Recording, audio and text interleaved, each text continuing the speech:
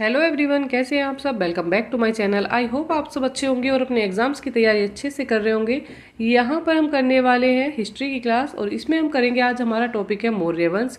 और मौर्य वंश के जो सम्राट अशोक है आधारित प्रश्न यहाँ पर सोल्व करेंगे। यहाँ पर हम करेंगे 60 क्वेश्चन जो टॉप मोस्ट क्वेश्चन है और एग्जाम में बार बार रिपीट होते रहते हैं और कुछ गैसिंग क्वेश्चन है। तो चलिए देर न करते हुए आ जाते हैं आज की क्लास पर।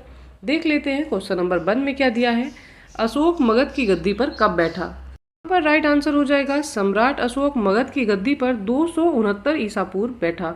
तो यहाँ पर राइट आंसर है 269 ईसा पूर्व। चलिए आते हैं क्वेश्चन नंबर 2 पर। क्वेश्चन नंबर 2 में बताना है अशोक की माता का नाम क्या था। अशोक की माता का नाम हमें यहाँ पर बताना है। चलिए आंसर देख लेते हैं। आंसर हो जाएगा यहाँ पर अशोक की माता का नाम सुभद्रागी था। तो सुभद्रागी जो है इनकी माता का नाम था। चलिए आ जाते हैं क्वेश्चन नंबर 3 पर। यहाँ पर हमें बताना है जो सम्राट अशोक है वो अवंती का राज्यपाल कब था। अवंती के राज्यपाल ये कब बने थे। चलिए देख लेते हैं आंसर यहाँ पर। राइट आंसर यहाँ पर हो जाएगा अशोक राजगद्दी पर बैठने के समय अवंती का राज्यपाल था। तो जब अशोक ने अपनी राजगद्दी ग्रहण की तब वह अवंती का राज्यपाल था। चलिए आ जाते हैं क्वेश्चन नंबर नेक्स्ट पर। क्वेश्चन नंबर 4 देख लेते हैं। मास्की और गुर्जरा अभिलेख में अशोक का क्या नाम मिलता है। तो मास्की और गुर्जरा अभिलेख की बात यहाँ पर की जा रही है। चलिए राइट आंसर पर आते हैं। राइट आंसर यहाँ पर हो जाएगा मास्की और गुर्जरा अभिलेख में अशोक का नाम अशोक ही मिलता है। उसके नाम में कोई परिवर्तन इस अभिलेख में नहीं दिखाया गया है। चलिए आ जाते हैं नेक्स्ट क्वेश्चन पर। तो नंबर 5 में यहाँ पर दिया है पुराणों में अशोक का नाम क्या था। तो पुराणों के तहत अशोक का नाम क्या बताया गया है। चलिए आंसर देख लेते हैं। आंसर यहाँ पर हो जाएगा पुराणों में अशोक को अशोक वर्धन कहा जाता है। तो यहाँ राइट आंसर है अशोक वर्धन। चलिए आते हैं नेक्स्ट पर। क्वेश्चन नंबर 6 देख लेते हैं। क्वेश्चन नंबर 6 में दिया है अशोक ने कलिंग पर आक्रमण कब किया। यहाँ पर राइट आंसर हो जाएगा अशोक ने कलिंग पर आक्रमण 261 ईसा पूर्व किया था। यहाँ पर राइट आंसर है 261 ईसा पूर्व। चलिए आ जाते हैं क्वेश्चन नंबर 7 पर। क्वेश्चन नंबर 7 देख लेते हैं। 7 में दिया है अशोक को बौद्ध धर्म की शिक्षा किसने दी थी। यहाँ पर हमें बताना है उसका नाम जिसने अशोक को बौद्ध धर्म की शिक्षा दी। चलिए आ जाते हैं आंसर पर। यहाँ पर आंसर हो जाएगा अशोक को उपगुप्त नामक बौद्ध भिक्षु ने बौद्ध धर्म की शिक्षा दी थी। तो उस बौद्ध भिक्षु का क्या नाम था। उपगुप्त। यहाँ पर राइट आंसर है उपगुप्त। चलिए आ जाते हैं नेक्स्ट क्वेश्चन पर।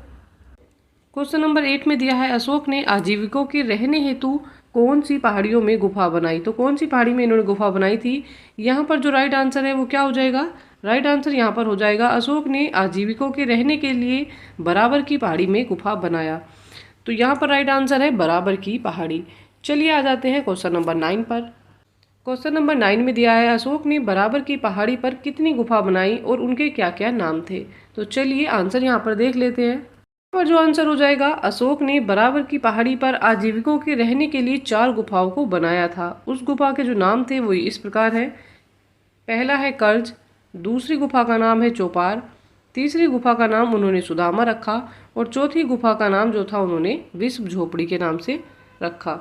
तो यहाँ पर राइट आंसर हो जाएगा 4 गुफा उन्होंने बनाई और चारों के नाम यहाँ पर मैंने आपको बता दिए हैं।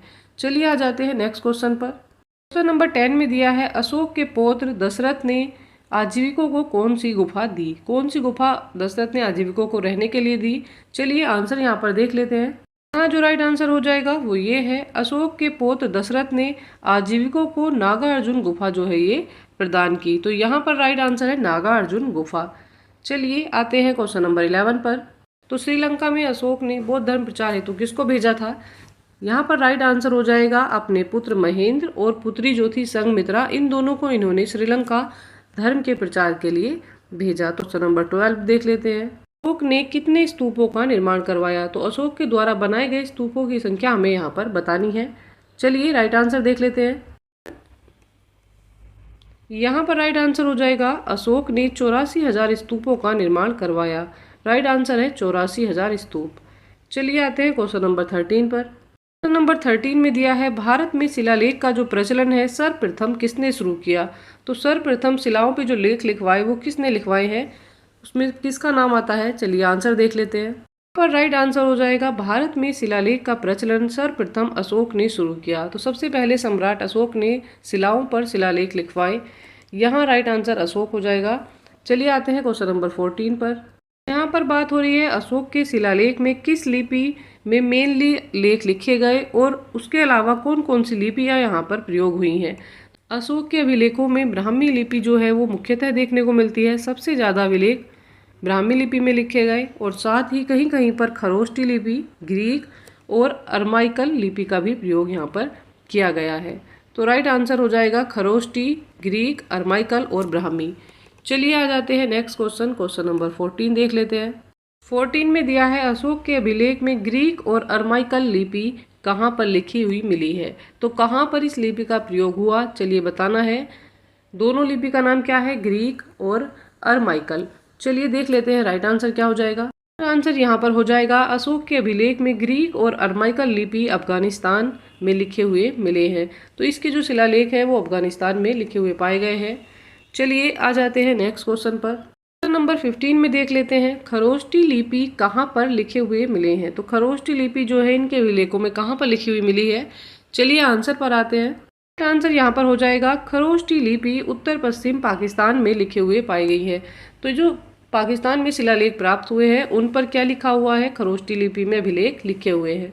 चलिए आ जाते हैं नेक्स्ट क्वेश्चन पर। क्वेश्चन नंबर 16 देख लेते हैं ब्राह्मी लिपि कहाँ पर मिली है। चलिए देख लेते हैं राइट आंसर क्या है। राइट आंसर यहाँ पर हो जाएगा ब्राह्मी लिपि अभिलेख हैं वो कहाँ पर मिले हैं, वो भारत में मिले हैं। चलिए आ जाते हैं नेक्स्ट क्वेश्चन पर। क्वेश्चन नंबर 17 देख लेते हैं। 17 में दिया है खरोष्टी लिपि कैसे लिखी जाती है।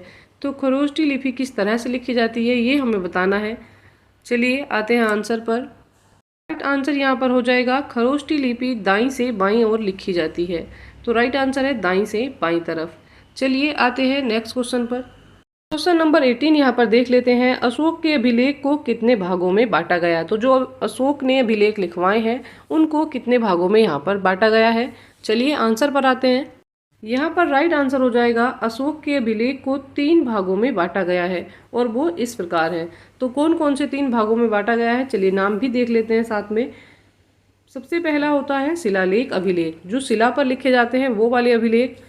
दूसरे में है स्तंभ अभिलेख, जो स्तंभों पर लिखे जाते हैं। और तीसरा है गुहा लेख, तो जो गुहा अभिलेख हैं वो गुफाओं पर लिखे जाते हैं।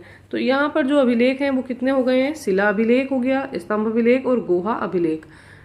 यहाँ पर राइट आंसर हो जाएगा 3 भागों में बांटे गए हैं। चलिए आते हैं नेक्स्ट क्वेश्चन पर। नंबर 19 में दिया है अशोक के शिलालेख की खोज कब हुई। यहाँ पर राइट आंसर हो जाएगा 1750। चलिए आते हैं नेक्स्ट क्वेश्चन पर।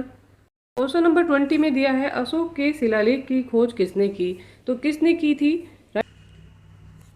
यहाँ पर राइट आंसर हो जाएगा अशोक के शिलालेख की खोज पैदरेटी फ्लेंथर ने की थी। राइट आंसर है यहाँ पर पैदरेटी फ्लेंथर। इसी के साथ आज की हिस्ट्री की क्लास कंप्लीट हो जाती है। बाकी के जो बचे हुए क्वेश्चन हैं वो हम कल के प्रैक्टिस सेट में कंप्लीट करने वाले हैं। अच्छी तैयारी के लिए हमारे साथ बने रहिएगा।